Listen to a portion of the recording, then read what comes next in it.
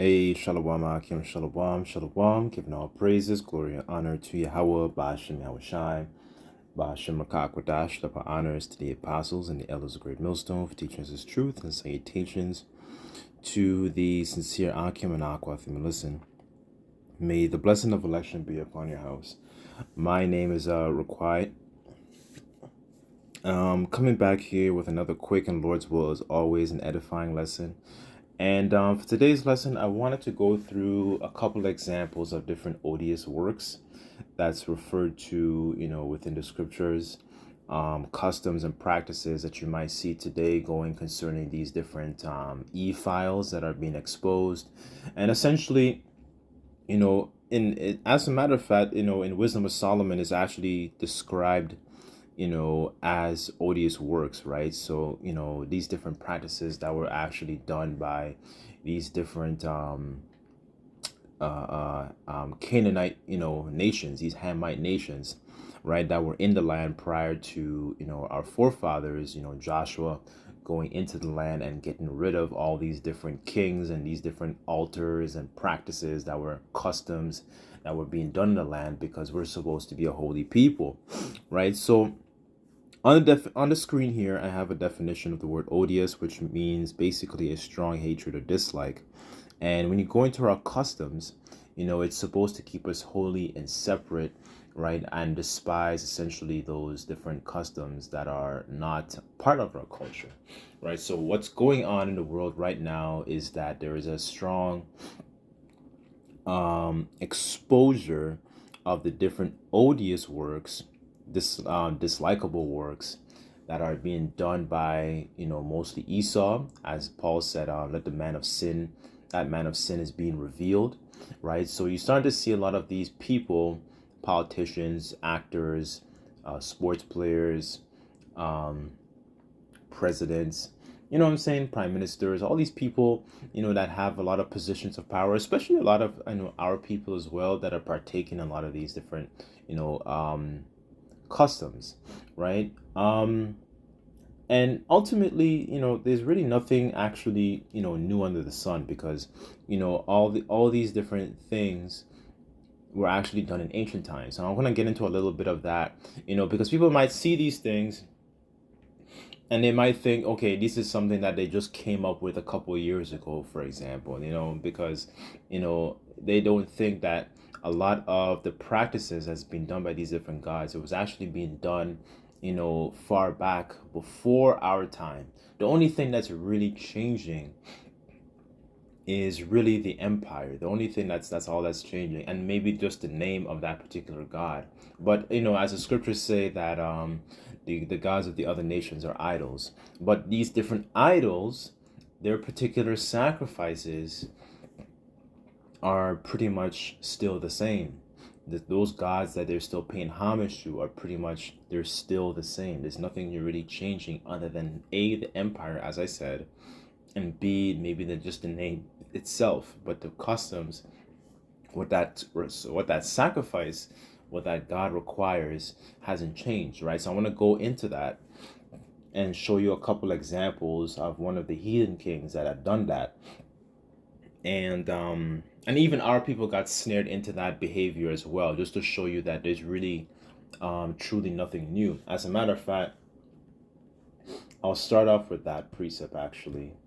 And I sincerely, hopefully this lesson is edifying, right? So this is Ecclesiastes chapter 1, verse 9, and it says, "The thing that hath been, it is which shall be, and that which is done, which shall be done, and there is no new thing under the sun." Verse 10, and it says here, "See, is there anything whereof it may be said, See, this is new? It hath already been of old time, which is before us." So there's there's nothing new that's playing out. This different dynamic that's going on with Epstein and our people being photographed with a lot of these different celebrities, especially Esau. That's they're very into these things. these things were being done before time, right? He's not the first guy to actually come up with a breakthrough. Oh, child sacrifice. That's not the case. There's many more of him that exist. He's just the one that's being publicized. Number one, and then number two, these are things. These customs were being done. Prior to the American experience, the conception of America, the conception of all these different nations that exist now. These things have been going on way before these different empires, right? So, people see these things and they're flabbergasted, right? These things have been going on for a long time, right? So, I wanted to get I wanted to get like maybe like two different accounts, maybe three, just showing you that okay, these things actually existed, prior to us, before. This is First Kings. I'm sorry, 1 second. Second Kings, 3. I'll read verse 1. I'll read a couple verses here just to establish the context. This is the administration of King Jehoram, the son of Ahab, who reigned over Israel and Samaria. And basically, he had the Moabites in subjection, but he began to sin against the Most High. But what's very interesting is what the king of Moab ended up doing. So I want to jump down to that. So I'm just going to read this just to establish context of what's actually going on in this time here. So this is 2 Kings 3 verse 1, and it says, and Jehoram, the son of Ahab, became king over Israel and Samaria in the 18th year of Jehoshaphat, king of Judah, and reigned 12 years. And he did evil. I'm reading in the AMP, by the way. Excuse me. And he did evil in the sight of the Lord Yahweh, but not like his father and mother. For he put away his sacred pillar of Baal that his father had made. Nevertheless, he continued in the idolatrous sins of Jeroboam, the son of Nebat, who made Israel sin. He did not depart from them. What's very interesting about this precept is that it shows you the importance of righteous rulership, and when you have a right king, in order, that's actually following the ways of the Lord. As the scriptures say, as the king, so are his officers, right? So the officers under him are going to take on the manners and the customs of the king and what the king is actually bringing forth.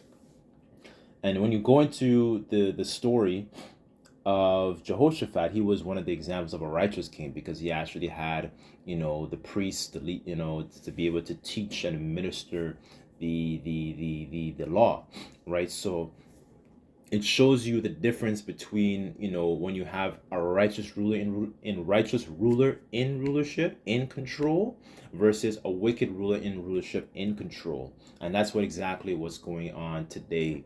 You have wicked rulers who are in control, giving off this vibration and giving off these and perpetuating these odious works. So you don't have just guys like Epstein, you have more of them, and this is just a common thing among the people, right? Because if you were a righteous ruler, you wouldn't allow the women to actually, to delete their own children. You wouldn't have these things happening, right? So, this is verse 3 here, and it says, nevertheless, he continued in the idolatrous sins of Jeroboam, the son of Nebat, who made Israel to sin and did not depart from them. Mesha, the king of Moab, was a sheep breeder, and he used to pay an annual tribute to the king of Israel 100,000 lambs, and out of wool, and the wool of 100,000 rams. But when Ahab died, the king of Moab rebelled and against Israel, right? So now there is a feud, right? So now he starts to team up with King Jehoshaphat. Speaking of Jehoram, right? So, and now ultimately, he had the Moabites in subjection, King Jehoram here, but eventually, he stopped. Now there's a feud at this point, right? So I wanted to get something of what he actually did, the heathen king here, right? So I want to jump down to verse 27. I'll read verse 26. And it says, when king of Moab saw that the battle was too fierce for him, he took with him 700 swordsmen to break through the king of Edom, but they could not. And the king of Moab took his eldest son, who was to reign in his place, and offered him publicly as a burnt offering to Chemosh in the city wall, horrifying everyone. And there was great wrath against Israel, and Israel's allies, Judah and Edom, withdrew the king from Jehoram and returned to their own land. Let me get that in the KJV. Let me see what that says that here. And it says he took his eldest son, who should have reigned in his stead, and offered him up as a burnt offering upon the wall. And there was great indignation against Israel, and they departed from him and returned to their own land. So this is what the heathen king did, And when you go into the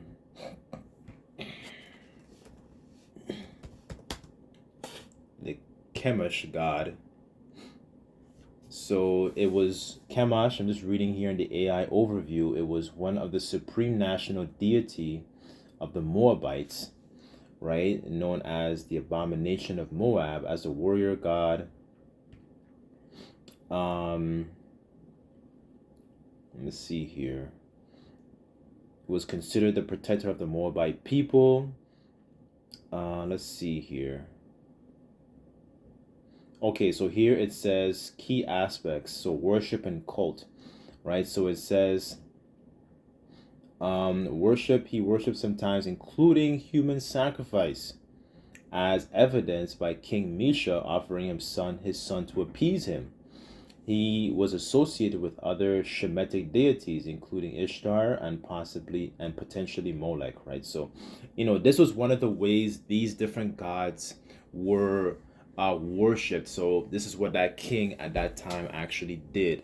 And this isn't here, oh, look at this. Hold on. Wait. Let me just read this. Worshipped as a warrior god, granting military victory. His cult was historically attested in the 9th to 10th century BCE and involved practices such as child sacrifice, right? So this was a custom, that was often done to pay reverence to this particular god. Because all these gods, even though, yes, the scriptures say that there is no gods other than the Lord, there are no gods beside me, besides Yahweh Bashem Yahushai, all the gods of the nations are idols, time and time again. Of course, these deities that these other nations worship, they still need a certain method of how they need to be worshipped. So when we see these things going on, they're paying homage or paying worship or paying reverence to these particular gods, even though we understand that there is no other gods besides the Lord Yahweh Bashem Yahushai, right? So, but the custom, the practices are still the same. As a matter of fact, when you go into let's go back a little bit further into Kings, because it's very this was one of the gods that was mentioned when King Solomon began to transgress. This is 1 Kings 11 verse 4.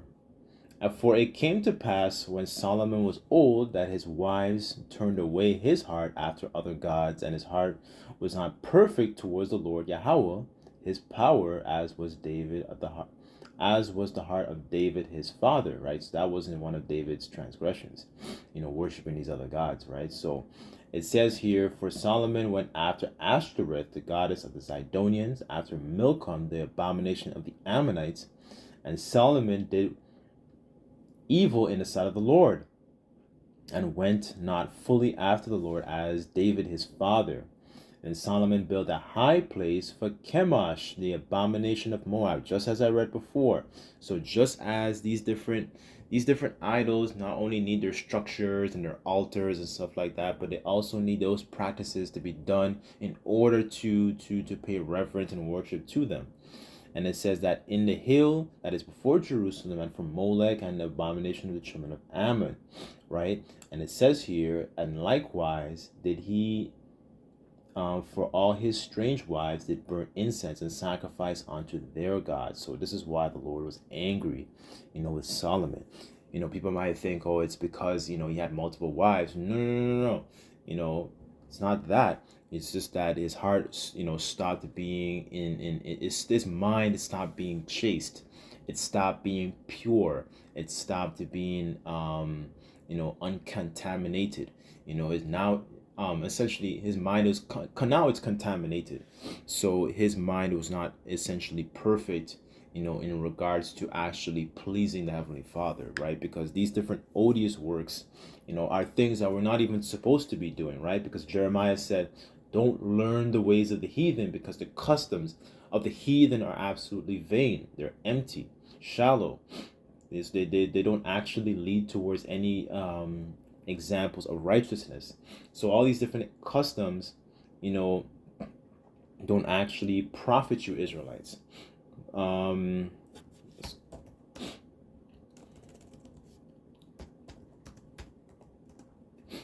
So our people got ensnared into these different customs.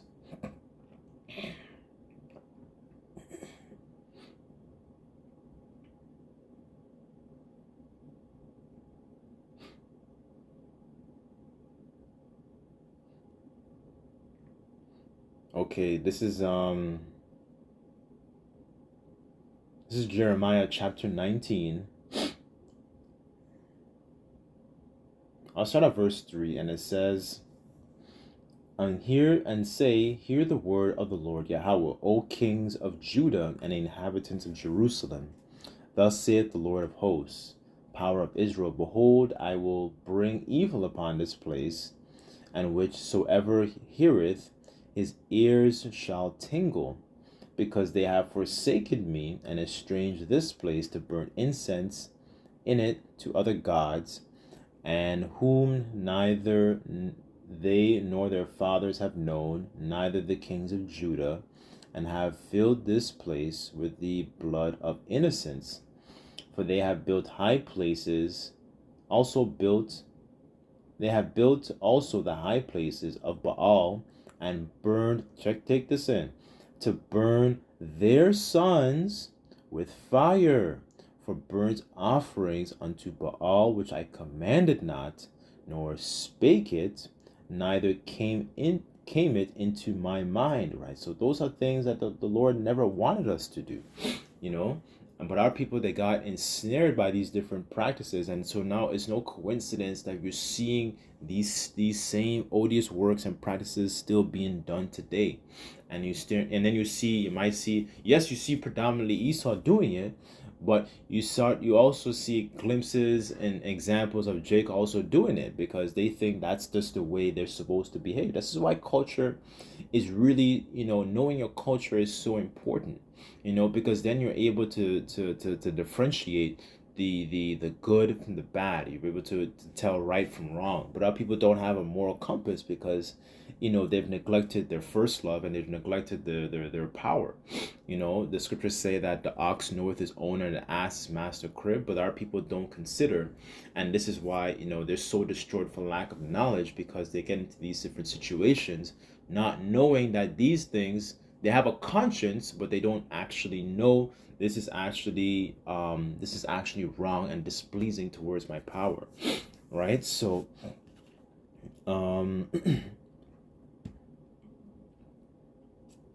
these are just different examples here, of things that our people began to do, but they weren't, these are displeasing acts. These are displeasing customs that we're not supposed to actually perform. I think it says that in Leviticus. Let's get hold on.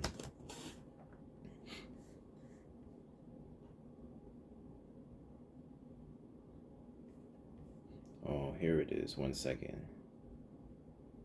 Okay, Leviticus 18, verse 21. And it says, thou shalt not let thy seed pass through the fire for Molech, Neither shalt thou profane the name of thy power. I am the Lord Yahweh Bashem Yahushai. So these are within our laws. We're not supposed to be doing these things, right? So I kind of just wanted to go through different examples. Of course, there's more examples because you have like King Manasseh. You had different kings that did certain things that were displeasing towards the Lord, and understanding why the Lord ultimately wanted us to be separate. We went into the land to get rid of all their idols, their altars, their customs, the people, you know what I'm saying, just get rid of everything. Clean it out because the Lord understood, like, yo, those customs, they're going to be a thorn in your side, right? So all these different things, we're seeing these things playing out. As a matter of fact, let me read that last precept in Wisdom of Solomon, just to, because that's really the word that kind of inspired this lesson, actually.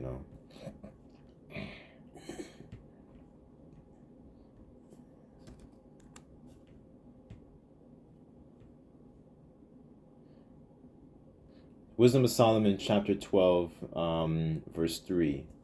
And it says, "For it was thy will to destroy by the hands of our fathers both the old inhabitants of the Holy Land, whom thou hatest for doing the most odious works of witchcraft and wicked sacrifices, and also those merciless murderers of children, devourers of man's flesh, and feasts of blood, with their priests out of the midst of the idolatrous crew, and their parents that killed by their own hands, the destitute for help." So these different customs, when you read the laws in Leviticus and Deuteronomy, it's giving you an insight of customs that are supposed to make us holy, but it shows you the contrast in the things that those old inhabitants of the land of Canaan were actually doing, but prior to us going into the land, because like I said before, we're supposed to be a holy and separate, group of people.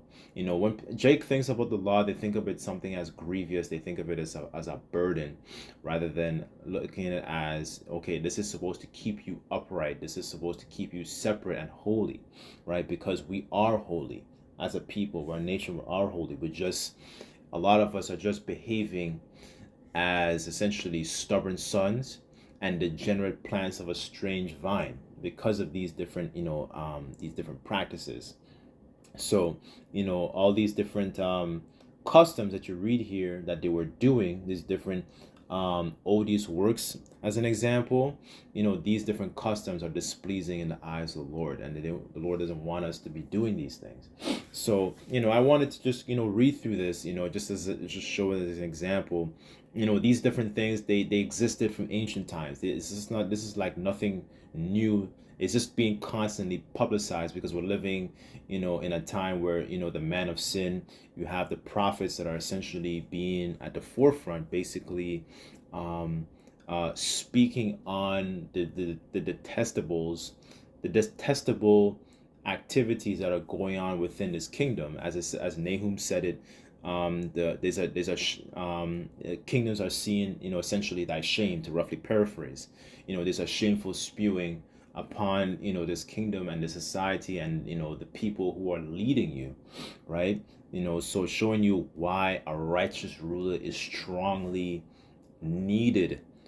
So that vibration of a righteous ruler is trickled down onto the officers and trickled down onto the the people who are like your officers and your other people underneath that person, because that's what's really needed is proper governance and righteousness. It's not just governance, because what we're seeing examples today is an example of governance in a wicked way, but we're striving to have, essentially, as it says in Peter's, new heavens and new earth that dwells in righteousness. Because how is it you have a lot of these kingdoms are experiencing a infertility crisis where people are not having a lot of children, but a lot of these children are being constantly offed. They're constantly being sacrificed and deleted, right? If you had the mindset, okay, well, let's make sure that our children are fruitful and multiply, right? That would actually benefit the nation. But these different practices don't benefit the nation,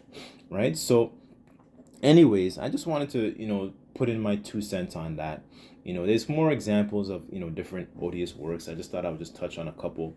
But Lord's will, this lesson, was quick and edifying. Just like to give all praises, glory, and honor to Yahweh Bashim Shai.